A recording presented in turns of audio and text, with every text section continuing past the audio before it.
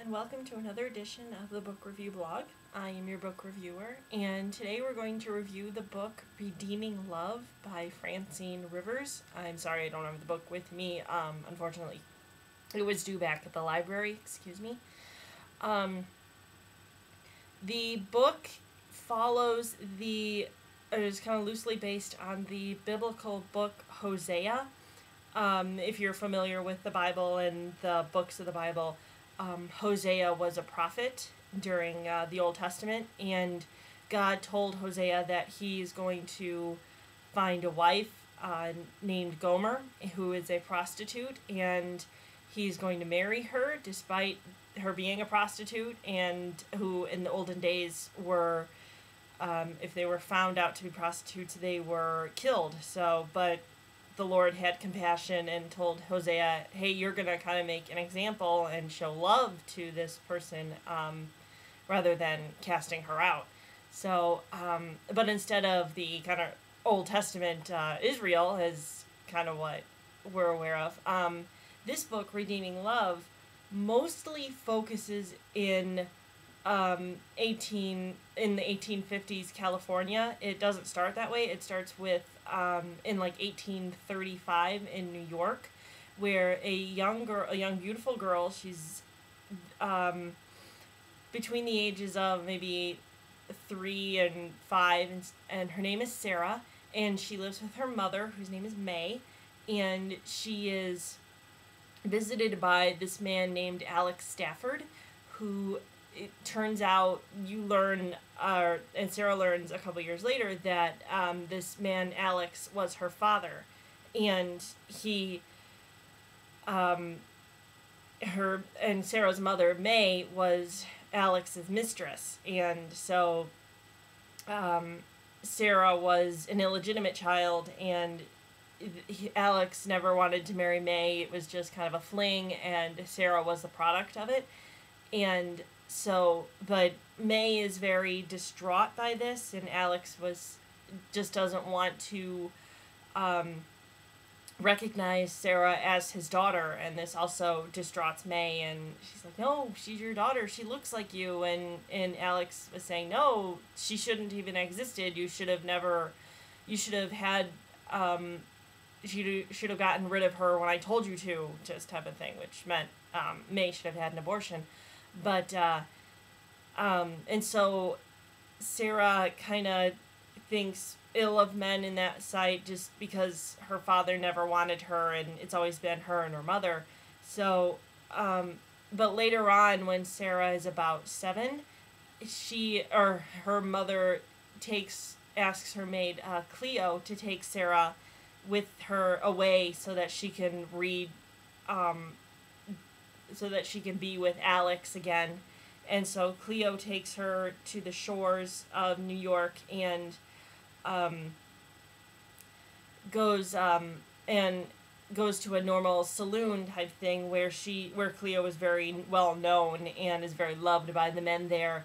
And Cleo does end up having sex with a man, as Sarah doesn't watch, obviously, but she sits outside, and Cleo tells her that basically that's all that men are. They just are there for sex, and that's all that they want out of women, and things like that. So this kind of also puts thoughts in Sarah's head about men, and she later on, her mother May sends her with a man named Rab to go because her mother is dying, and she said, well, go, and there's somebody that I know of who wants a child and is willing to adopt somebody for a child. And so Rab takes her to this place. It's to a man by the name of Duke, and on the outside he's very wealthy, very kind of put together, and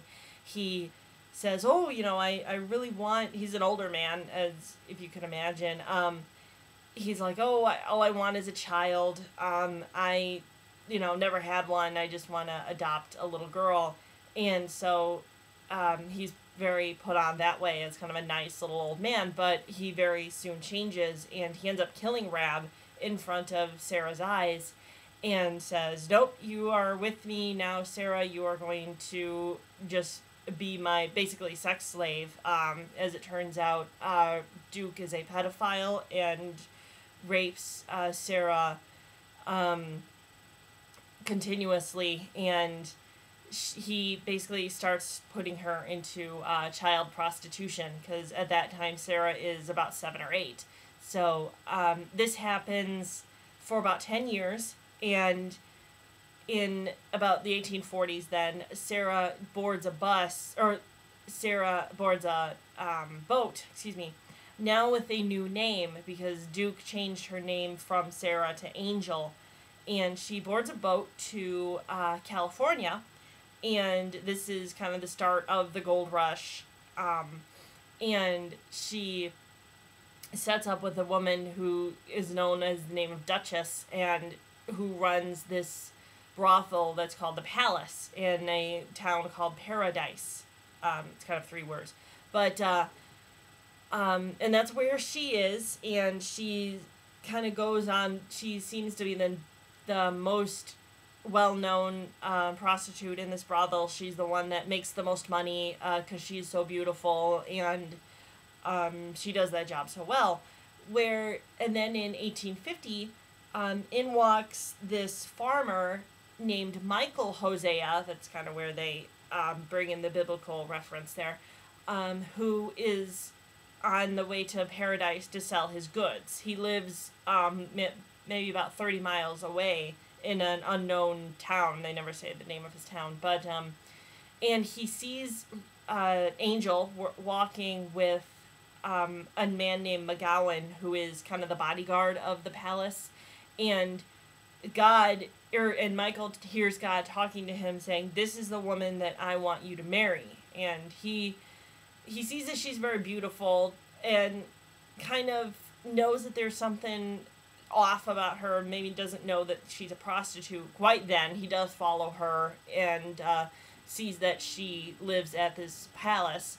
And so he does go and see her, but Angel basically thinks that he's just there for sex, and he said, "No, I'm just here to talk to you. I just want to know what's going on." So they spend their time talking, and she's just very put out by him because he's very weird to her, and he's not here for sex, So Michael sees her multiple times before he has to go back home, and but on the last day, he said, "I'm going to marry you. The Lord tells me I'm going to marry you."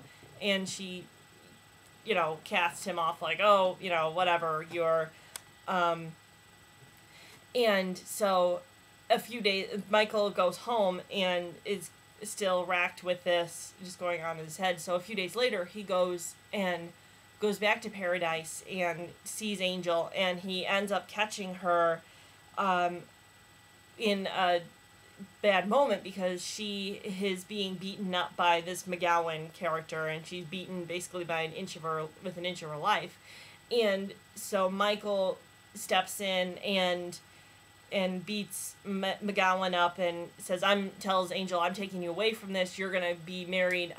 This is kind of his proposal. Is like, well, you're gonna marry me. Will you marry me?" And in her kind of stupor, not drunkenly, but she's barely conscious, so she's like, "Oh, why not?" And that's her answer to his marriage proposal of why not. So he takes her back to his house, and she starts to heal from her wounds, and says, and he shows her, "This is my life." He basically lives in kind of a real small cottage, only maybe 2 bedrooms or 2 rooms, kitchen and a living room, which also is the bedroom. And he says, "Okay, when you're back on, you're going to be you're my wife, and so you're going to act like a farmer's wife. You're going to, do chores, and you're going to help around the house, and you're going to learn how to cook and things." And so she's like, "No, I'm not doing this. I can't do this. I can't, I don't know how to do anything like this. I just know how to sell myself for sex," basically. And so when she's finally healed, she meets up with Michael's brother-in-law, whose name is Paul, and Michael had a sister and who was Paul's wife, but she's dead. But Paul is going to paradise, and Angel's like, hey, I want to go with you. I want to come back. And Paul knows Angel from her paradise palace days, and so he knows that she's a prostitute, and he goes and tells Michael, and Michael knows already. And what ends up happening is that Angel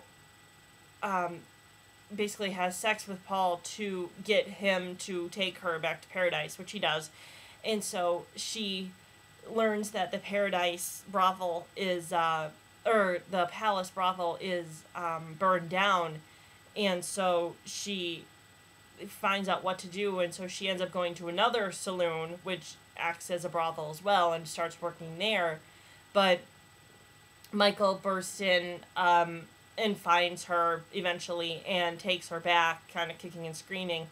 But she does go back, and she starts living there she starts kind of getting used to the farmer's life, and she adapts, but still she's like, I don't belong here. I can't love you like, normal people can. And there's voices that go in her head. Mostly it's what would be considered the devil talking to her, saying bad things about her, how she's basically a whore and she'll always be a whore and all that. And then there's the teeny little voice of the conscience or God talking to her, but she doesn't get that a lot because unfortunately, the devil's voice is much louder in her head.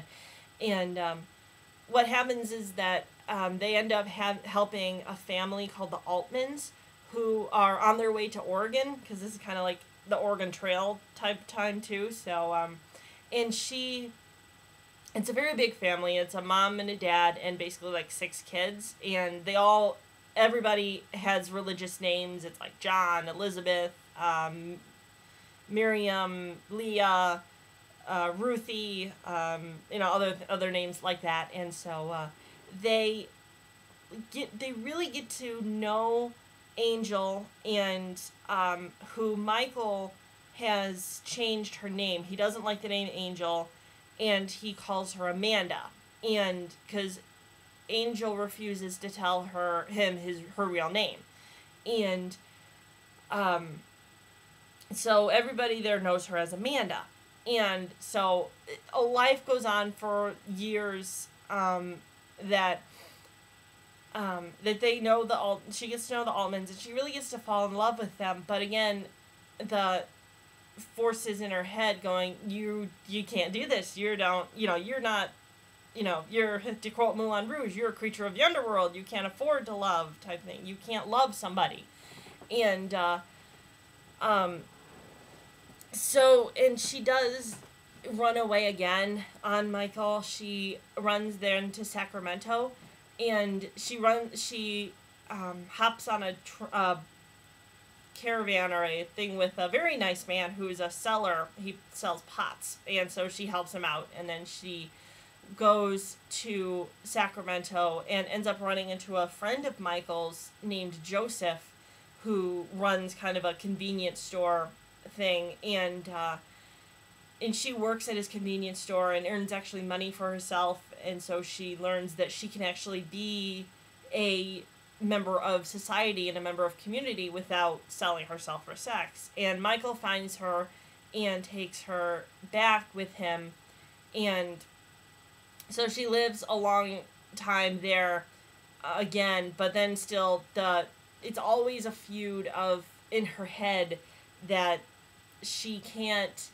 just get over herself and over her past, because she's had so much past that gets carried out in the book and gets revealed in the book, and she ends up running away for a third time, and this time to San Francisco, where she first meets up with a man named Virgil, who runs basically a cafe, and he's looking for a cook. Well, Angel knows how to cook from living with Michael, so she helps him out a lot.